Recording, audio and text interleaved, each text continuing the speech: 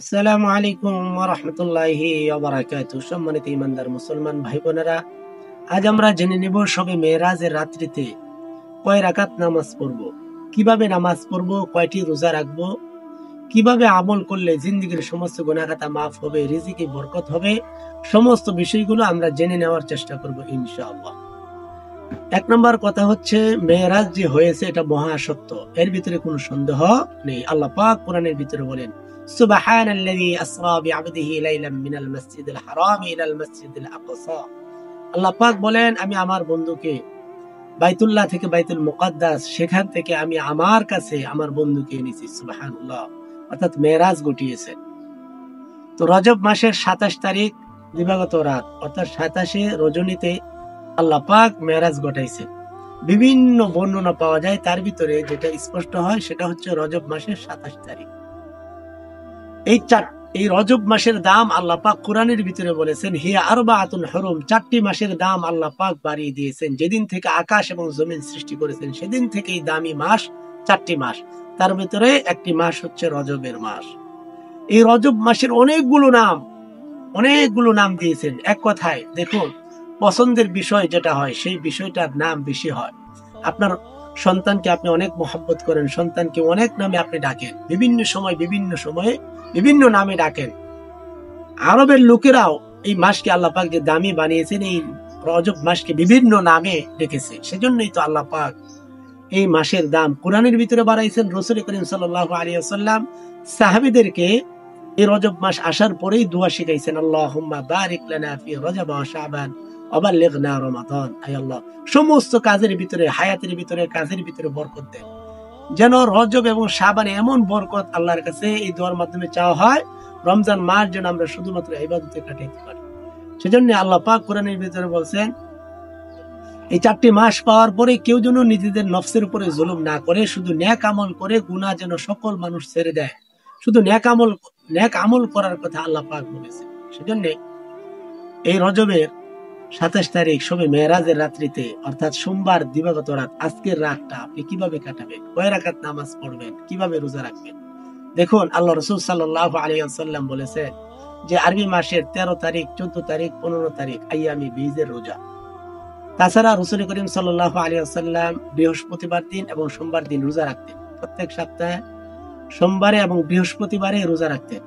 রাসূলকে যখন জিজ্ঞাসা করা হলো, রাসূল কেন এই দিনে রোজা রাখেন, আম্মাজান আয়েশা যখন জিজ্ঞাসা করলেন কেন এই দিনে রোজা রাখেন, আল্লাহ রাসূল বললেন, আয়েশা, এই দিনে আল্লাহ পাক গুনাহ মাফ করে দেয়, আল্লাহর কাছে আমলনামা পেশ করা হয়। সেজন্য সোমবারে বৃহস্পতিবারে রোজা রাখার চেষ্টা করব এবং প্রত্যেক আরবি মাসের 13, 14, 15 তারিখ আমরা রোজা রাখবো। আইয়ামে বীজের রোজা বলা হয়।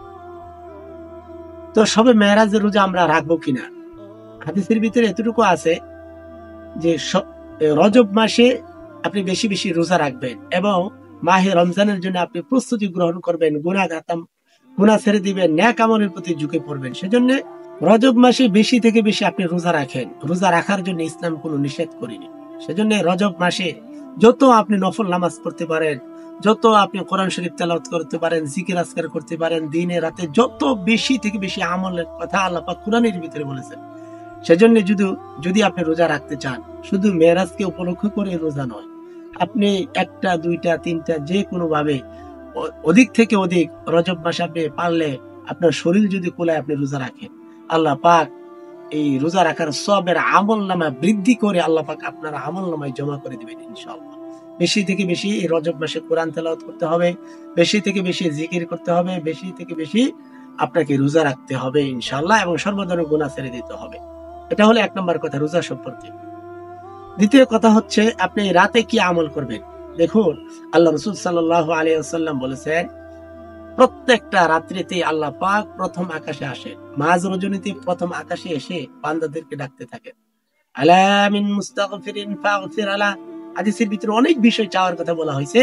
লাস্টে আল্লাহ রাসূল সাল্লাল্লাহু আলাইহি ওয়াসাল্লাম বলেন, আলা কাযা হাত্তা ইয়াতুলা আল ফাজর।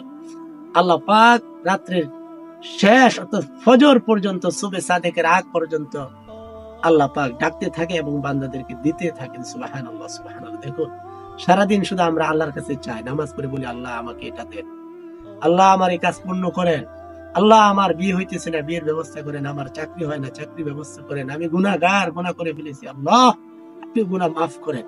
আমরা নামাজ শেষে বলি কিনা? কিন্তু আল্লাহ পাক দেয় কখন? আল্লাহ পাক মাঝ রাত্রিতে, প্রত্যেক দিন প্রত্যেক রাত্রিতে মাঝ রজনী যখন হয়ে যায় 12টা বা 1টার দিকে, আল্লাহ পাক মাঝ রজনীতে এসে বলে, বান্দা আমার কাছে যা চাইছে এখন নেওয়ার সময় নেও। তুমি চাইছো গুনাহ মাফের জন্য, আমি তোমাকে গুনাহ থেকে পবিত্র করে দিব। তোমার রিজিকের সমস্যা, রিজিকের অভাব দূর করব। তোমার বিয়ে হইতেছে না, বিয়ে করে বিয়ের ব্যবস্থা করে দিব। তোমার স্বামী কথা শুনে না, তোমার স্বামীকে তোমার বাধ্য করে দিব। তোমার স্ত্রী কথা শুনে না, তোমার স্ত্রীকে তোমার বাধ্য করে দিব। বিভিন্ন ধরনের তোমার সমস্যা হয়, বান্দা আমার কাছে চাও।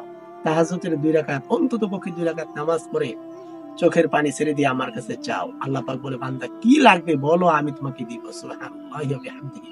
সেজন্য শুধু সবে মেরাজে যে আল্লাহ পাক এসে আপনাকে দিবে এমনটি নয়, প্রত্যেক রাত্রিতেই আল্লাহ পাক আপনাকে ডাকতেছে। সেজন্য প্রত্যেকটা রাত ইবাদতের রাত, প্রত্যেকটা রাত কোরআন তেলাওয়াতের রাত, প্রত্যেকটা রাত জিকিরের রাত, প্রত্যেকটা রাত্রিতে আল্লাহর কাছ থেকে নিয়ে আপনি সুখে শান্তিতে বসবাস করার রাত।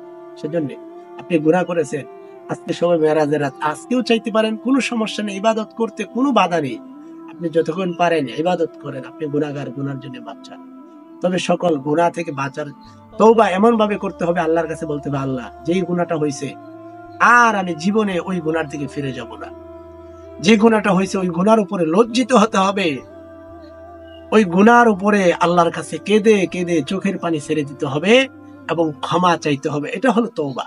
যা হয়েছে আর ফিরে যাব না, আর করব না, লজ্জিত হতে হবে এবং কেঁদে কেঁদে আল্লাহর কাছে চাইতে হবে। তাহলে আল্লাহ পাক সমস্ত ধরনের গুনাহ খাতা মাফ করে দেবেন ইনশাআল্লাহ। আমার এই কথাগুলো সবে মেরাজ সম্পর্কে স্পষ্টভাবে যদি বুঝে থাকেন, আমলের রাত, প্রত্যেক রাত রোজা রাখার কোনো নিষেধ নেই, সবে মেরাজ উপলক্ষে নয়। এই রজব মাসের প্রত্যেক দিন আপনি রোজা রাখতে পারেন, সমস্যা নেই। দিনে রাতে যত আমল করতে পারেন, কোরআনে বলা হয়েছে যত বেশি আপনি আমল করতে পারেন ততই মঙ্গল আপনার জন্য। এবং এই রজব থেকে আপনার আমল করে করে আপনার জীবনকে পরিশুদ্ধ করে করে আপনি বীজ বপন করবেন। মাহে রমজানে গিয়ে আল্লাহর কাছে থেকে আপনার জীবন পবিত্র হবে, রোজা রাখার মাধ্যমে দেহ পবিত্র হবে, শরীর পবিত্র হবে, আল্লাহর কাছে আপনি পিয়ারা হয়ে যাবেন ইনশাআল্লাহ। সেজন্য যত বেশি পারা যায় নেক আমল করবো, সমস্ত ধরনের গুনাহ ছেড়ে দেবো ইনশাআল্লাহ। সহিহ কথাগুলো সর্বত্র ছড়িয়ে দেওয়ার জন্য অবশ্যই ভিডিওটি শেয়ার করে দিবেন সওয়াবের নিয়তে ইনশাআল্লাহ। অবশ্যই একটি লাইক করে দিবেন, কমেন্ট করে জানিয়ে দিবেন আজকের আমলগুলো আপনার কাছে কেমন লেগেছে ইনশাআল্লাহ। আসসালামু আলাইকুম ওয়া রাহমাতুল্লাহি ওয়া বারাকাতুহু।